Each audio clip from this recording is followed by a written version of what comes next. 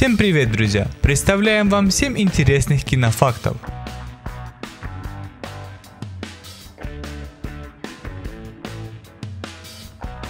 Для фильма «Миллионер из трущоб» компания Mercedes-Benz попросила убрать свой логотип в сценах, которые происходят в трущобах. По словам Дэнни Бойла, компания не хотела, чтобы ее бренд ассоциировался с бедными районами, опасаясь, что это может повредить их имиджу. В фильме «Телеведущий» мексиканский ресторан, который Вероника посетила вместе с девушками со станции, называется «Escupimos en su alimento», что по-испански означает «мы плюнули вам в еду».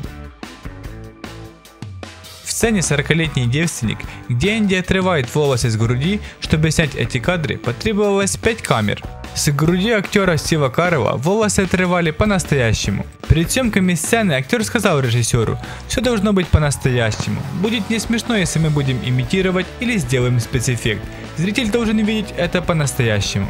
Поэтому сцена могла быть снята только в один дубль. Для «Звездных войн» в качестве коммуникатора Qui-Gon Jinn, которого сыграл Лиам Нисон, выступила немного переделанная бритва для женщин.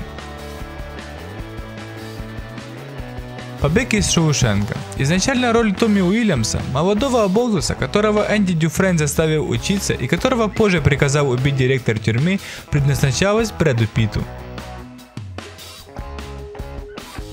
Мальчишник в Вегасе.